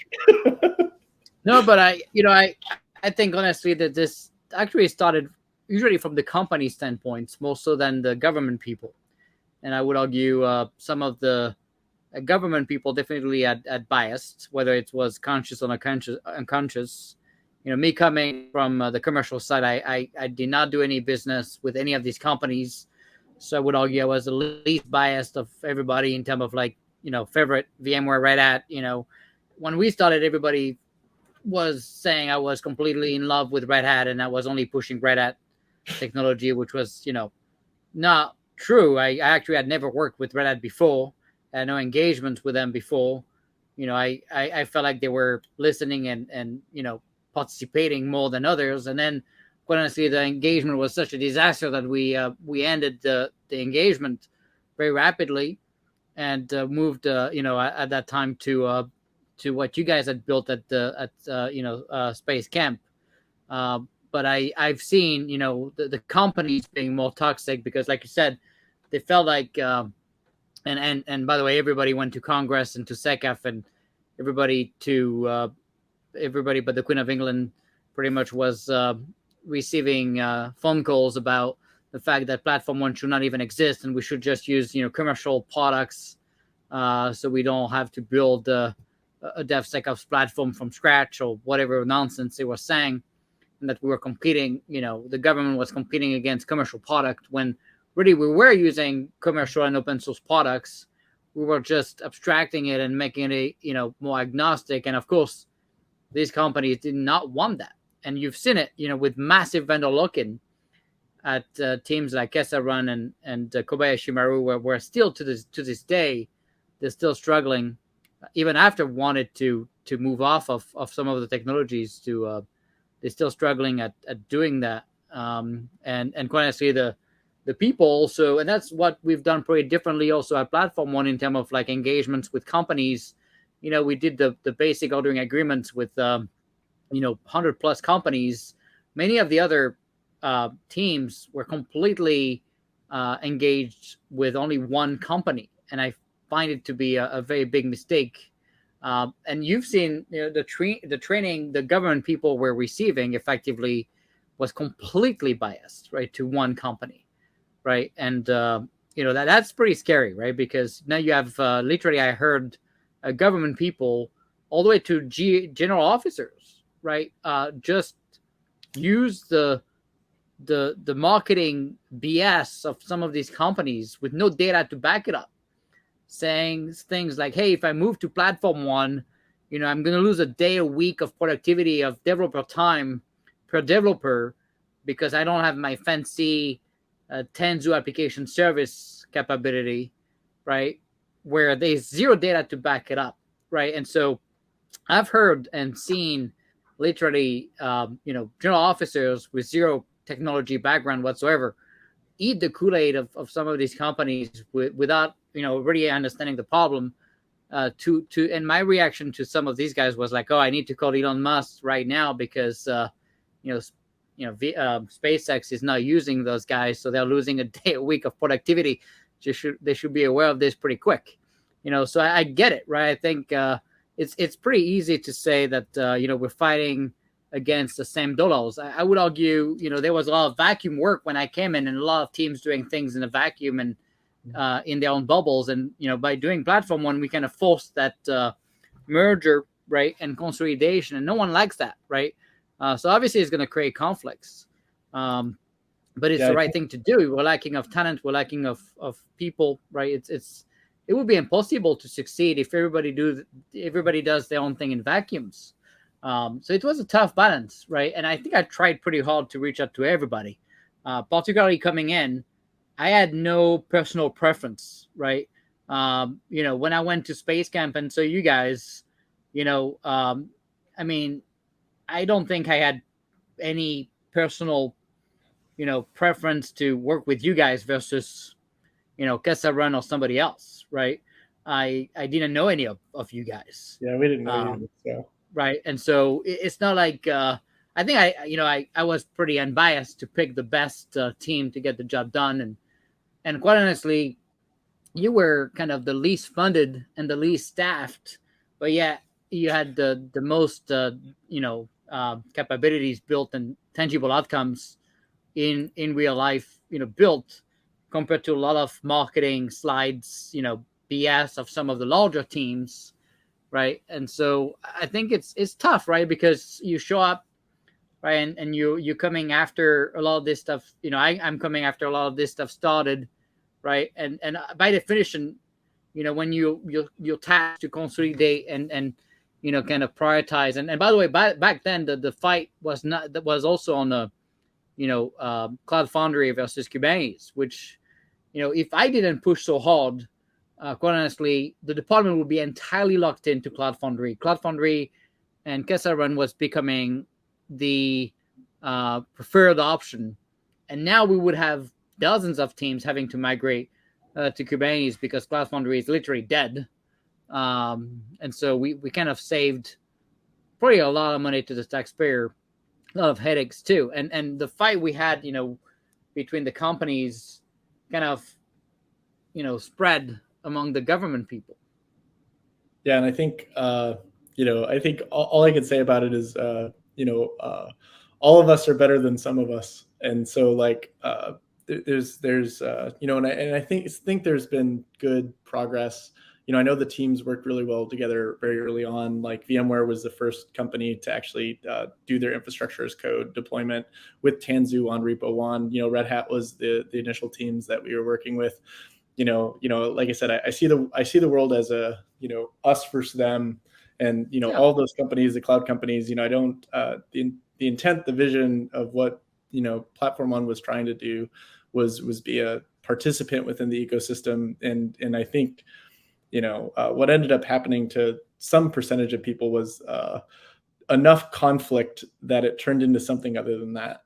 And I would say in terms of regrets from an organizational perspective, I think that's probably number one on my side. Because like I said, I don't see how the DoD can be successful without finding amazing ways to work with SUSE and VMware and Red Hat and AWS and Azure. And there's going to be certain things that look as if it's competing, but the reality is it shouldn't be, and it shouldn't be viewed it that way. The default answer should be like, how do we enable this? When is a vendor lock-in okay? Like, for example, is a vendor lock-in that big of a deal for an HR app that might have a 5 to 6 year lifetime? I don't think so. I think where a vendor lock-in becomes more serious is when you're dealing with the intended 50-year-old weapon system that hasn't even been produced yet. And so like, to me, it's I think we a bunch of innovators were fighting over 1% of the budget or 0.001% of the budget. Much less than 1%. and it's a rounding error of the budget. Yeah, exactly. But it was because that was all that was appropriated. And so because Congress isn't appropriating enough funds, people who otherwise would get along great and collaborate are fighting over the same dollar. And what ends up occurring from that is reduction in collaboration, reduction in mission capabilities. To me, the action is actually from a congressional standpoint, and it's nice being out now because when you're active duty, you can't go petition to Congress and be like, hey, what are you guys doing? You need to fund this stuff more. But when you're on the outside, you can, actually go and, ask for those things and make a good point as to why software factories, why the software ecosystem actually just needs more investment, because it shouldn't be, team A is funded, but team B isn't, because that's going to create, basically a talent gap. And what's going to happen is the team that doesn't get funded is going to lose all that talent, and everyone's just going to go away. And even if they were wrong, odds are they would have figured out they were wrong 6 or 9 months later, maybe just a little slower, and then change course in either direction. And so I feel like great things were made at Platform One. I'm glad to see that the ecosystem, in my opinion, is collaborating more recently. Although I do feel like the momentum is dying. I feel like there's there's a lot of people leaving, and the good ones particularly are leaving. And both, the fact that Kesarun is now not a debt, and they are being moved, a little bit to a lesser or less important kind of model. I don't know. I just feel like it's a lot of signs that no one cares. Yeah, I don't know. I don't know enough about it. Because I have my podcast, I bring on a bunch of innovators, and I'm always amazed at what active duty and civilians are able to accomplish. And I feel as if there's more today than 2 or 3 years ago when I was still serving. And so maybe that's just awareness. Maybe people are more vocal now. But Well, they'll still know you and will reach out to you, like to me too. But I don't know if the leadership and the push from the top.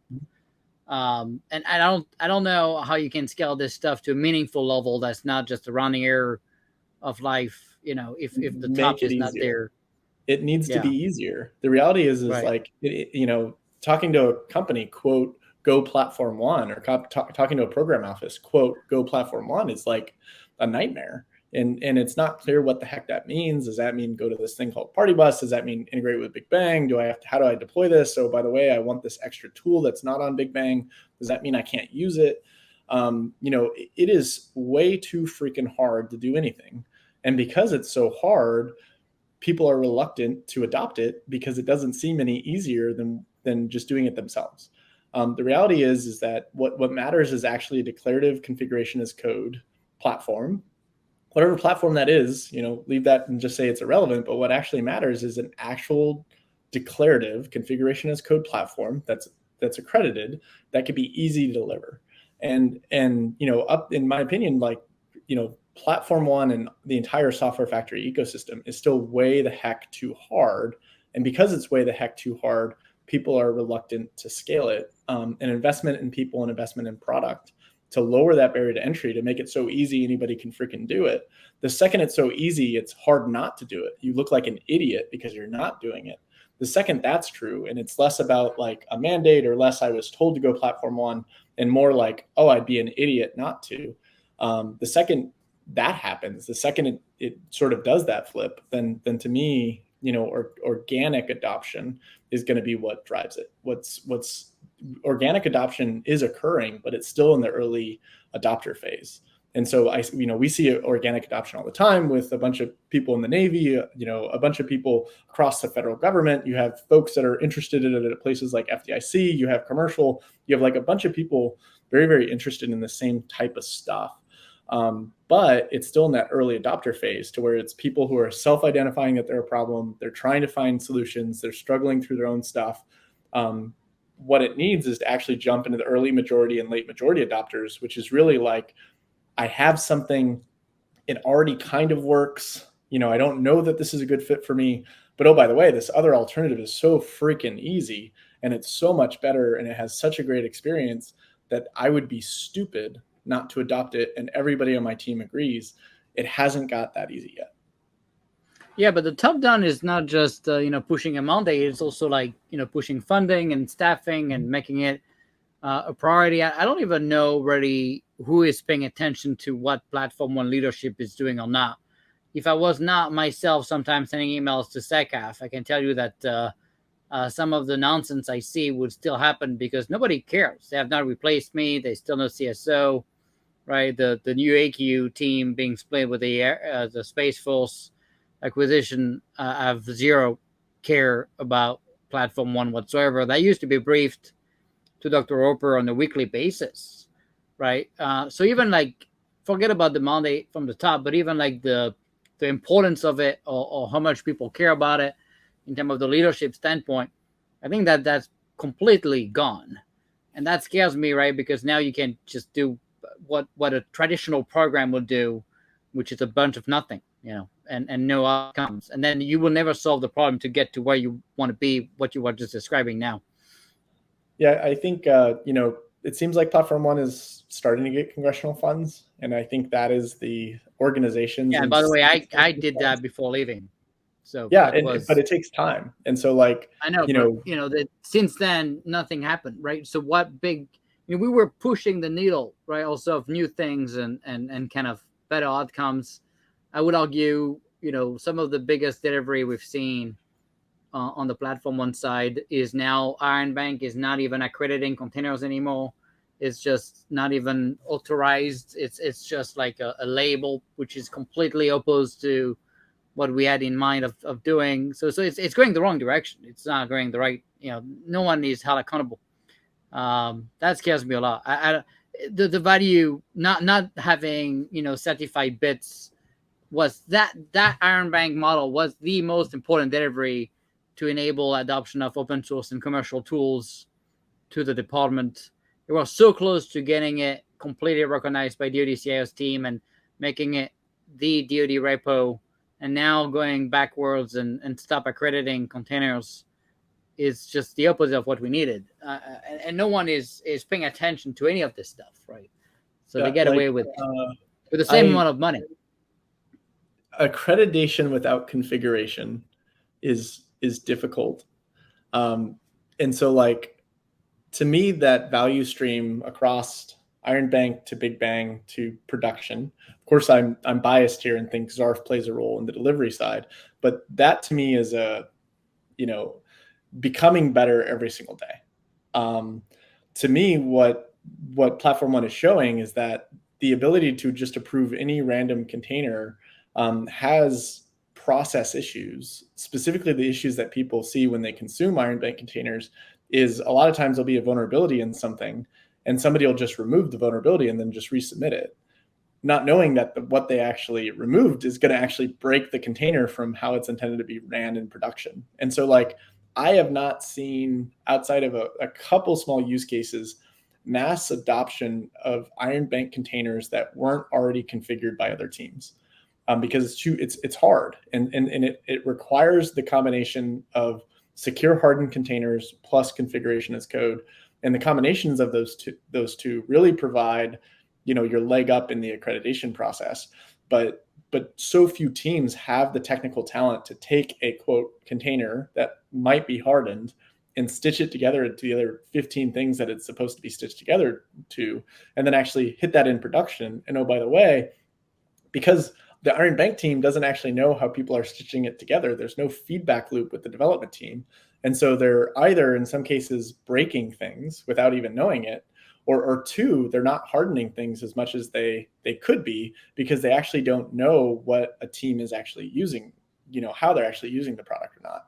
And so like the thing that I think is, what I hope any innovation team or, Platform One or any of these software factories is just like, remember to own it, and then like remember to just change stuff where it makes sense. So I know you disagree with the approval process, but the thing I really liked is that they're trying new things. And I think too many times with any organization, they just over the course of years become stuck to like, oh, we do this, we do blank, and oh, we do blank. I think experimenting with new models is exactly what is exactly what you would have done. You would have insisted, you would have heard everyone complaining, and you would have said, fine, let's do it for 3 months. And then I'll prove to you guys that I'm right, but let's do it for 3 months. And I like that they're at least, trying to do those things. Well, but it depends for the reasons as to why they're doing it. I would argue they're doing it because it's easier and it's they're not fighting the fight and they just gave up. It wasn't because it was the right thing to do. So I don't agree, because it's just cutting corners. And I can tell you the configurations. The better answer would have been, okay, first, a lot of the products are commercial products. They're supposed to be bringing the configuration setting, just like a STIG would have to be done, right? There's no reason to do 50 STIGs of MySQL and Postgres and all these things. You could definitely provide the configuration as code day one, right? So there were a lot of product that could have been done from day one. And that's what's kind of the initial vision of Iron Bank. It was never supposed to stop just at the container level, but the configuration, of course, should have been part of that, process. And just like a STIG would do that. Of course, when you start doing massive volumes, and honestly, it was supposed to be 189 containers, then turn into 1,000. That's pretty impossible to keep up. It would have been a better argument to say, you know what, we're going to reduce the number, but we're going to do the configuration, right? And we're going to keep going all the way to accreditation. That I would actually support, right? You're saying, well, okay, we don't have the bandwidth to do 1,000 containers, but we're going to do the configuration of all these open source and databases and things. But we're going to give you a certificate to fill with the configuration. That's what I would have pushed back. But my whole point is there is no one pushing back, right? Because let's face it, if I wasn't there during the whole time, there would be a lot of different things that could have gone wrong because there was no one pushing back on some of the concepts, particularly when it wasn't the right thing to do because it was driven by money saving or by bureaucracy taking over the progress we made. Right now that it's a program of record, it has funding. I just feel like it's starting to look and feel and taste and smell like a program of record, and that's pretty scary, right? You're back to what you didn't want to do. The same thing that we used to complain about is now how we do business, right? And that's just terrible, right? Yeah, it's part of scaling an org in the DoD. Yes, that's the issue, right? It's just like this never ending. The thing that's supposed to be fixing is just like when people complain about, hey, we have 20 standards, we're going to try to merge, and the answer to merge 20 standards, right, is to create a 21st, the next one, and that never solved the problem, right? And so we're kind of doing the same thing here, right? All these program of records are not able to bring that agility, so we're going to create a team to do it, which makes sense to consolidate and bring out as a service. And then there's the adoption issue, there's a training issue, there's a scaling issue, right? It's kind of this vicious cycle. And it's not funded right, so we're going to fund them through Congress, make it a program of record. But now you're back. Okay, you have 5-year cycle, you need to plan funding, and and the priorities got lost. For me, Iron Bank. Look, I would rather shut down Party Bus before I touch Iron Bank in any way, shape, or form. Yep. You didn't even want it, but that's the key. I let you do it because, like you said, it wasn't the outcome was pretty tangible, and it wasn't because of complacency or it wasn't pushing the wrong behavior, right? That's the difference with the Iron Bank change, right? I would never have let that happen because it's just pushing the wrong behavior rather than saying, okay, we're going to do less containers, but keep doing the certification because we sold it as a reciprocity capability, right?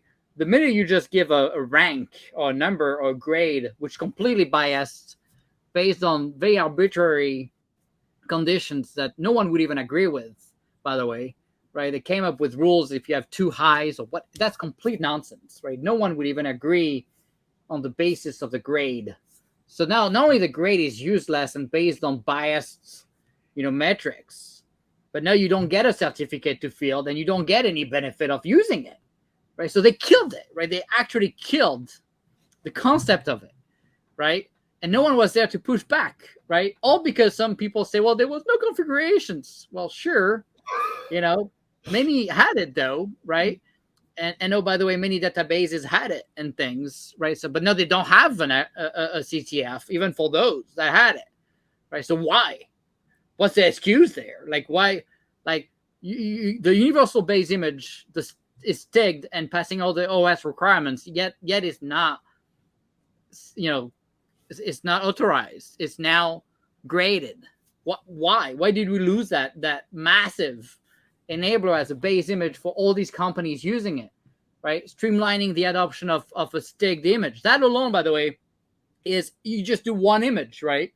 Imagine for all these commercial products, all these commercial companies can now use this to have a stick base OS. That was a game-changing capability, and now that's out of the window. And again, I don't think it was because people were trying to solve the configuration as code, push back.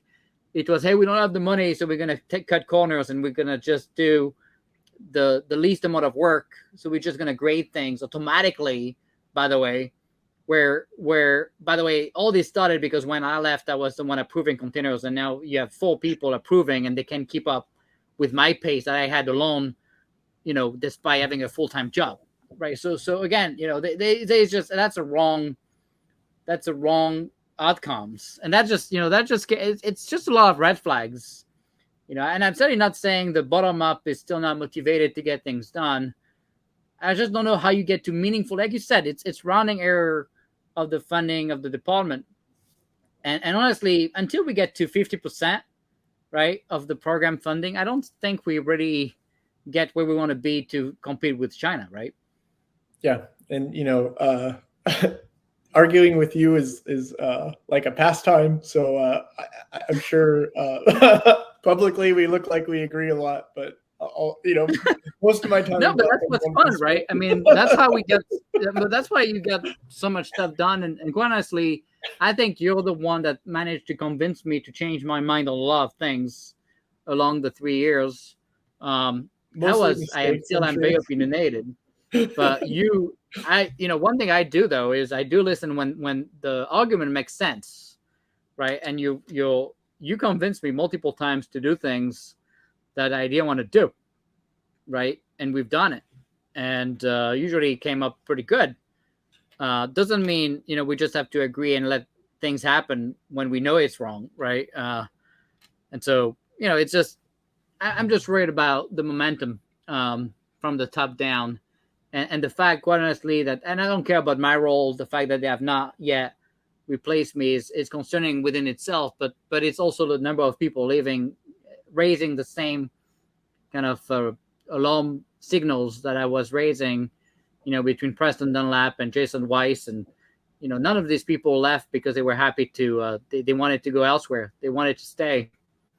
I wanted to stay. I had no intention of leaving, right? That's pretty scary when you lose people that want to stay. You know what I mean? So like from a optimization sustainment perspective, harden once, distribute everywhere makes sense. But from a cybersecurity perspective, building in your own environment, providing a decentralized surface, which maybe provides more opportunities, but at the same time reduces risk across, the entire department. To me, what is the future like? To me, Iron Bank, ridiculous success, validated the goal, the intent. It's being used by people across the entire world. It's amazing. To me, the steps forward is making it so easy. Anybody can implement it in their own environment. People looking at concepts like distro lists, people looking at, specific hardened images to decrease the, attack vector surface area, optimized to how they're actually deploying the capability. And to me, that's the issue right now, is that it's too difficult. And because it's too difficult, you have to look at the sustainment costs. And because it's too difficult, the sustainment costs are way more beneficial doing it in a centralized way. But to me, the future is a decentralized approach that's so easy, any software organization can do it. Then when any software organization can do it, they can actually optimize how they're actually hardening images and how they're actually deploying. Right now, it's just too hard. Yeah. It's convince you? No. I mean, look, I think there is also the debate between, Secret Service will tell you the White House, why there is one house to protect the president is because it's easier to protect one house. I think if you look at the the attack surface of the build systems and DevSecOps teams being targeted now at the crown jewel.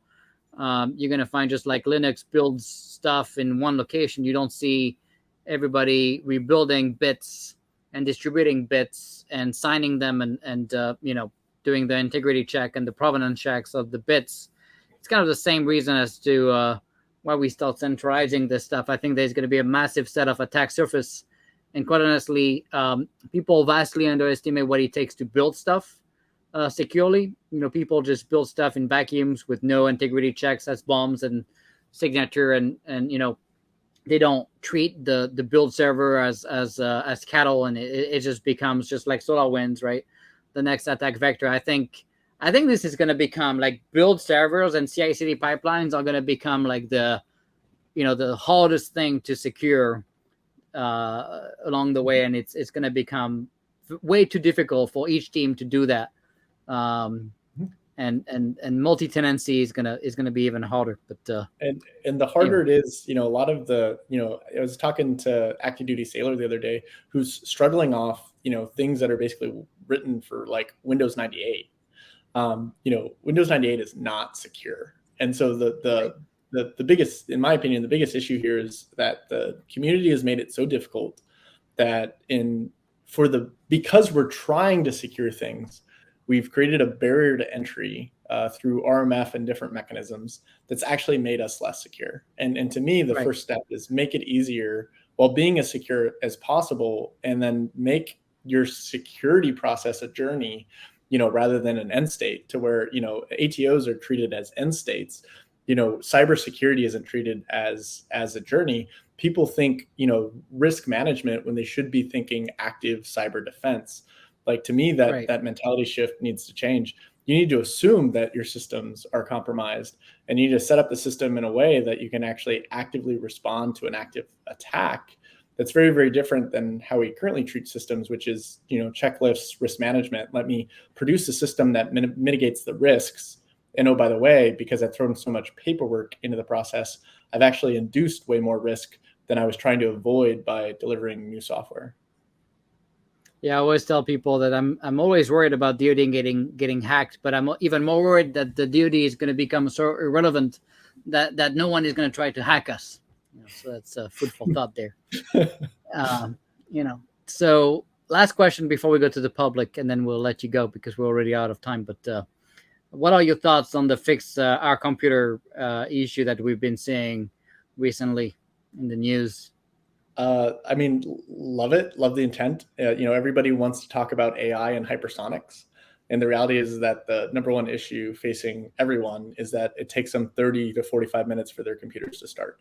It takes them minutes to send emails. They struggle through loss of time, which in turn means to them either working extra hours and losing time with their families, which in turn leads to poor retention rates. And so, like, when I look across the issue, to me, it's like, everybody wants to do the cool thing. Everybody wants to do, the really, really awesome new weapon system that everybody talks about as a key differentiator. But at the end of the day, what do people actually need? And people actually need a computer that can actually boot up fast, that can send emails seamlessly.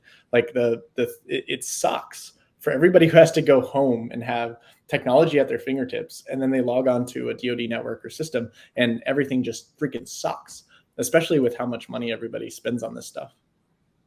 Yeah, no doubt. All right, so we have so many questions. We're going to try to keep it short to let you go at 3. But all right, so here we go. We're going to start with this one. What is the biggest bottleneck for attempting to achieve an ATO in the scope of a DevSecOps pipeline in DoD? For example, the Project Blue and Game Warden.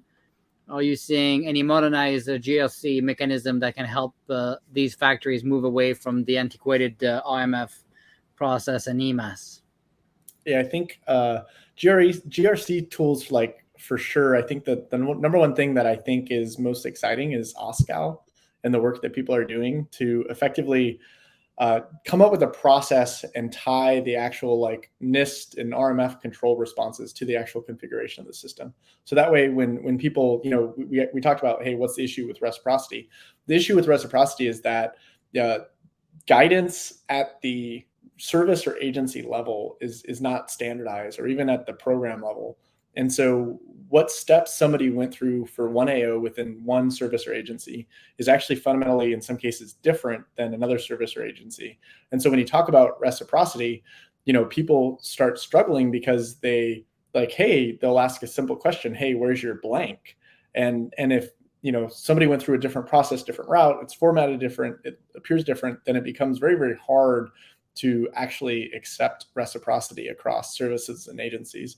To me, OSCAL and getting back to, controlled responses from a government or NIST perspective, and then carrying those controlled responses over to any deployments within, a commonly used platform, going back to that configuration as code. So in Platform One's case, that's Big Bang. It's like, how do you actually tie your OSCAL plus Big Bang equals actual rapid ATO, regardless of who you're dealing with? Because the way the Air Force treats their ATO systems with people like Danny and Lauren is different than how CMS is going to treat it. It's different than how the Navy is going to treat it. It's different than how the White House would treat it. Yeah. All right, next question. The key component in DevSecOps is security.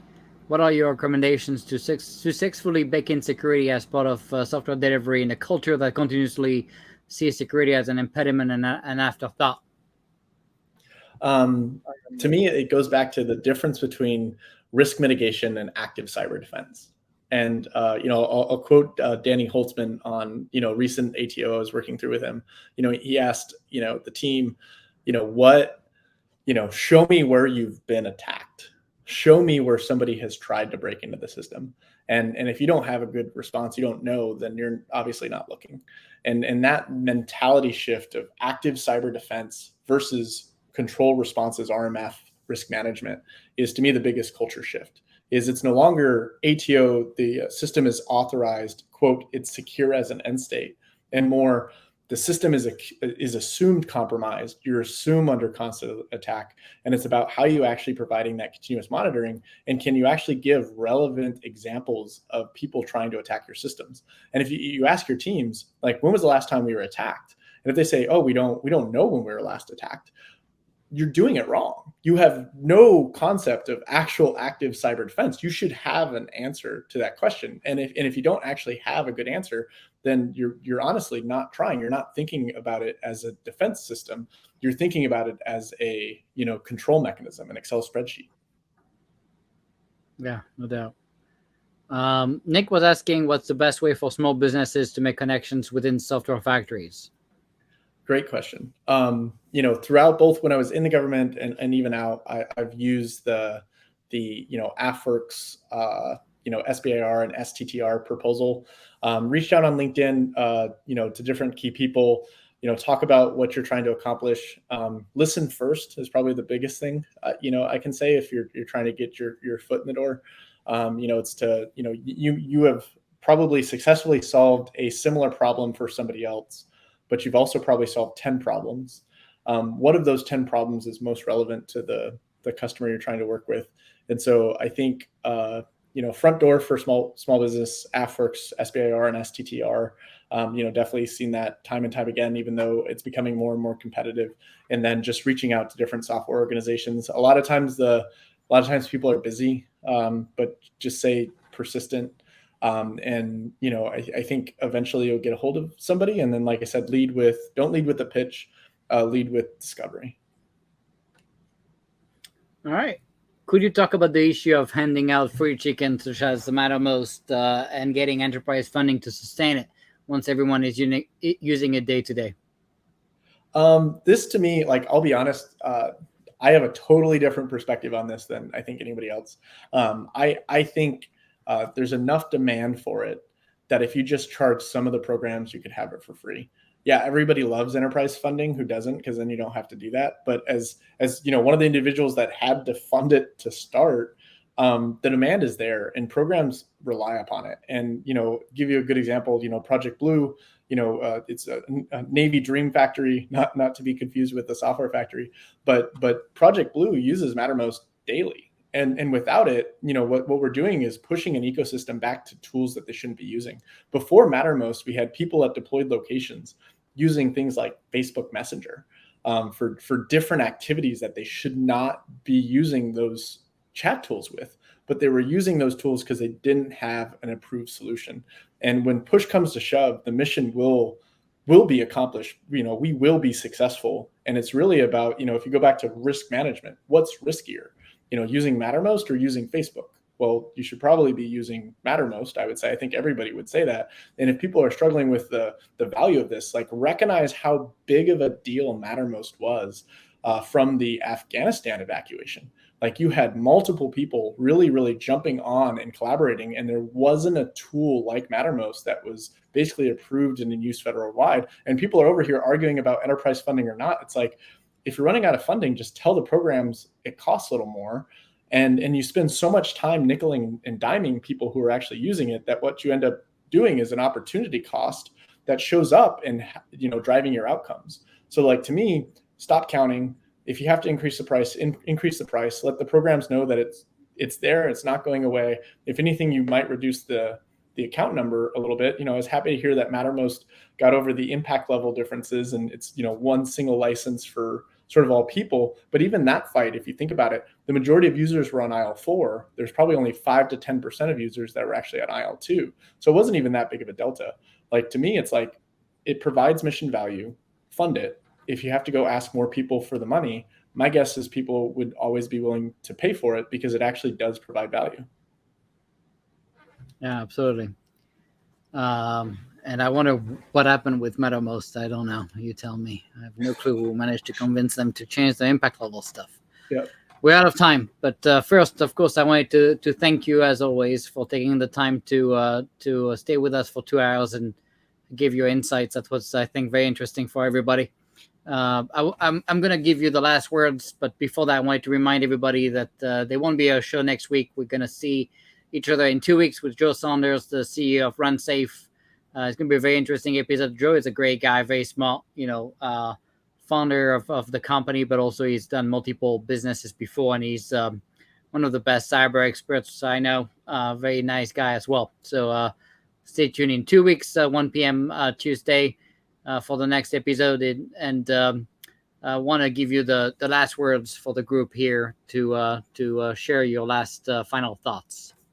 Yeah, so 2 things. First, just thanks, Nick.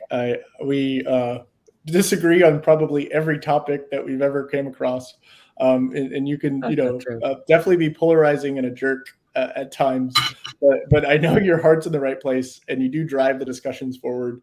And so I appreciate you. There's a lot of things you could do with your life at this point. You can, start other bunch of different companies and get you a lot of different stuff.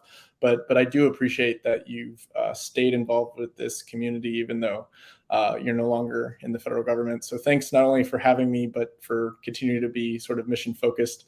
Although in some ways I suspect it's not a choice. I think the mission has you, it has a monopoly on value. And so, I'm sure if you could walk away, you would, but I appreciate that you care enough to stay. Second thing is just, thank you to everybody who continues to be a part of this community.